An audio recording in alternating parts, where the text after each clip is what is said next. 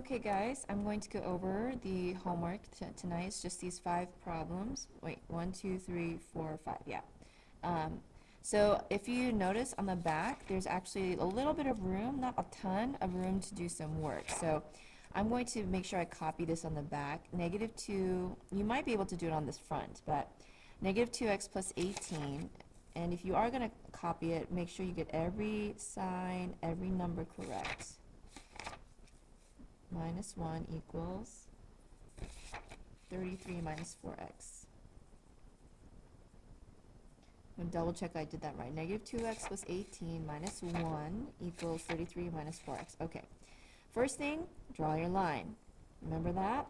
Second thing, if there was a distributive property, you should do that. Okay, if not, then in this case there isn't, so I'm going to box and circle. Always include the sign to the left of it. So this is box because of the variable.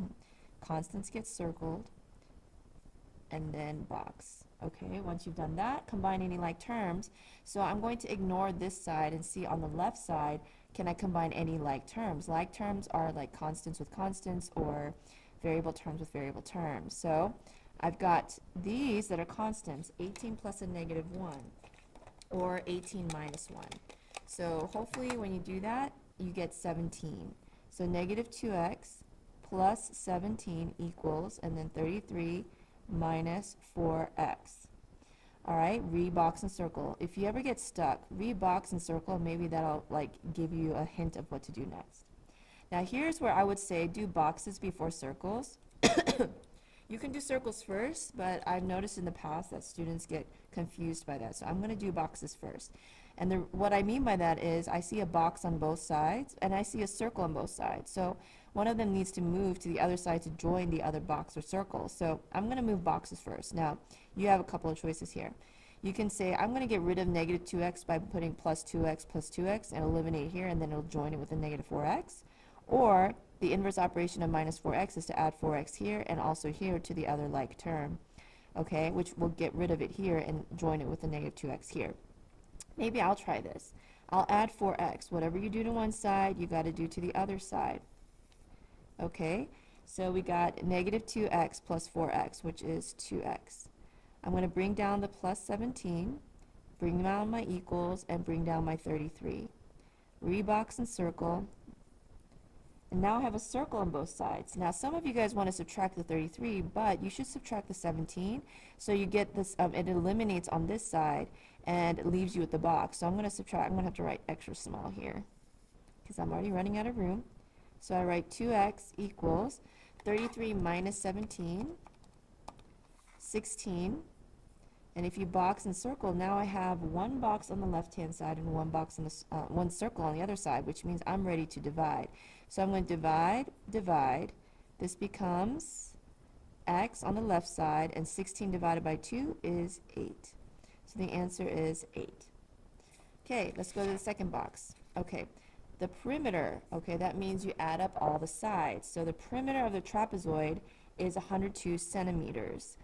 That means this side plus this side plus this side plus this side is 102 total.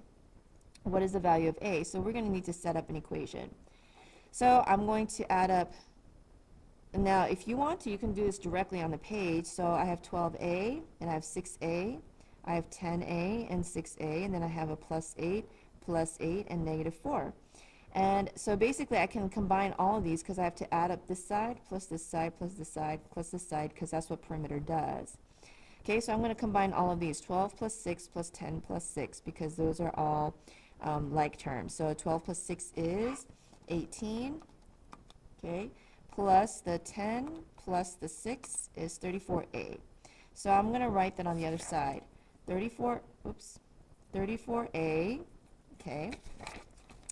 And then add up the circles, the constants, 8 plus 8 plus -4. So 8 plus 8 plus -4 equals positive 12. So plus 12 equals, now the reason I'm doing equals is so I can figure out what a is that will make it equal to the perimeter, which is 102. So this side equals that side, okay? Then we box and circle. And I have a circle on both sides. I don't have a box on both sides, so I need to worry about the circles. Now, which circle should I get rid of? Do I subtract 102 from both sides or subtract 12 from both sides? Okay, it will be best to subtract 12 so that it eliminates here and joins with the 102 here, combines with it, and you're left with a box and a circle on each side. So I'm going to subtract 12, and I get 34a equals 102 minus 12 is 90. Divide by 34. This looks interesting. Let me make sure I did that right, because I'm seeing a decimal here, and it's possible that I have a decimal answer. 12 plus 6 is 18, 28, 34, okay? And then combine the 8 plus a negative 4. 8 plus 8 is 16 plus 4, negative 4 is 12, and that should equal 102, okay?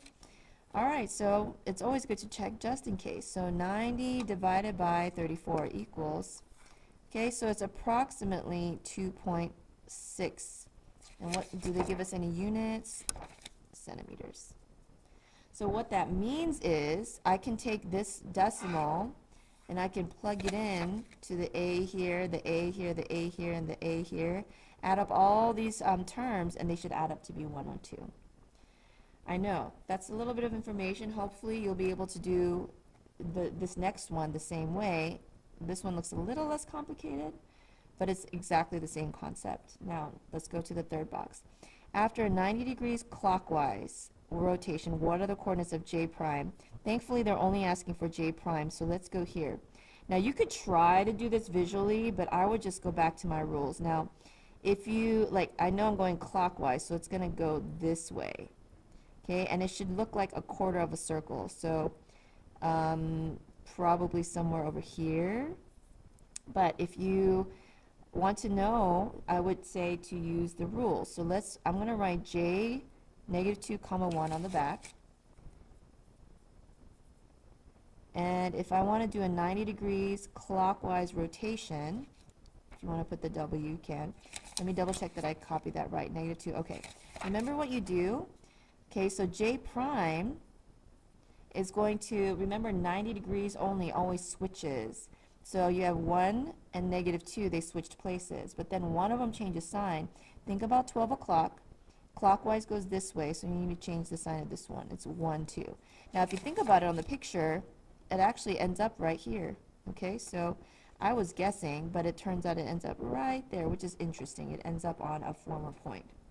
But don't let that throw you off, okay? The next box, use a triangle sum theorem. Okay, that just basically means add up all the angles.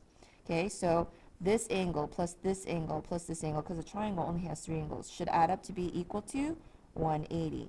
So set up an equation. Okay, x plus, so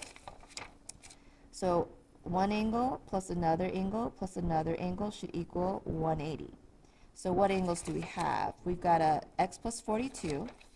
Put that in. Again, order doesn't matter because they're all going to get added up, 90 and 60. So 90 is the other angle, 60 is the other. So I draw my line, and I have a box around the x, and then all these are constants, so I'm going to circle, circle, circle. Let's combine these 3. 1, 2, 3. All right, my brain's fried, so I'm going to use a calculator.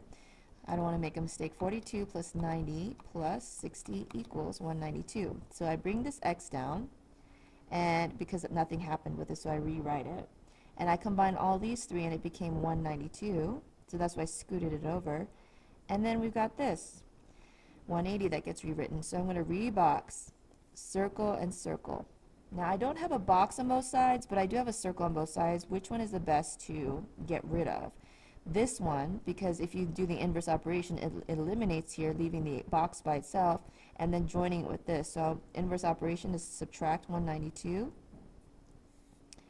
and then bring down the x, so you get x equals 180 minus 192 is a negative 12, and you have one box and circle, so this is my answer, x equals negative 12. Now what does that mean? So if I take negative 12 and I plug it in here, okay, because that's the only place there's an x.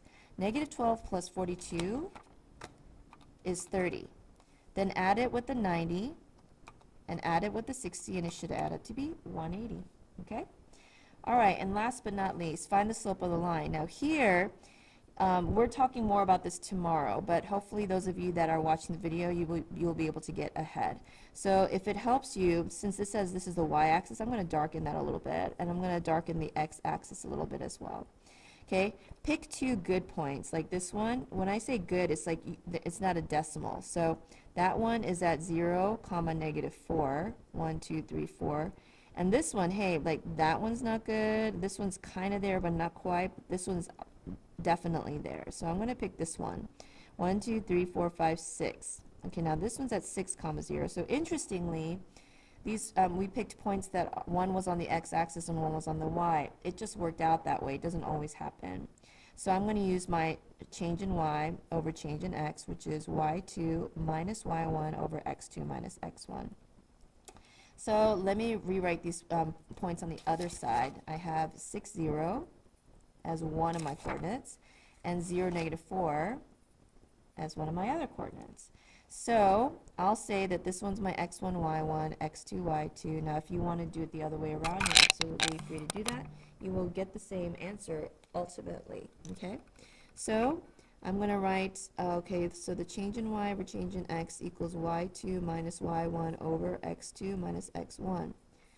So let me see which ones go where. y2 is -4. Oh, and by the way, it's always a good idea to go ahead and write the minuses first, so that when you plug numbers in, especially ones that involve negatives, you'll know to let it still be visible. So y2 is a -4, and then y1 is 0, x2 is 0, and then you have a -6. Okay, so what's -4 minus 0? Well, it's just -4. So 4 negative minus 0 is -4. And then you put that over 0 minus 6. Sorry, maybe 1 minute? Okay. 0 minus 6, and you get -6. All right. Now, this is not considered simplified, so let's simplify. First of all, negative divided by negative, just make it a positive. Make those go away. All right, we're going to just make them positive, put them away. But it's still not simplified. So divide the top and bottom by 2, and you get 2/3. And that is actually the slope, okay? Now, you might be tempted to change it to a decimal. For right now, just leave the fraction in there. Hopefully this helps. And you could also write here number of questions you got correct. You got how many correct? 1, 2, 3, 4, 5. Now, obviously, if you're watching the video, okay, you can just write what you think is best, and you can write here what do you need most help with, and bring it into class tomorrow and let me know if you guys have any questions that you want to go over. All right, good luck, guys.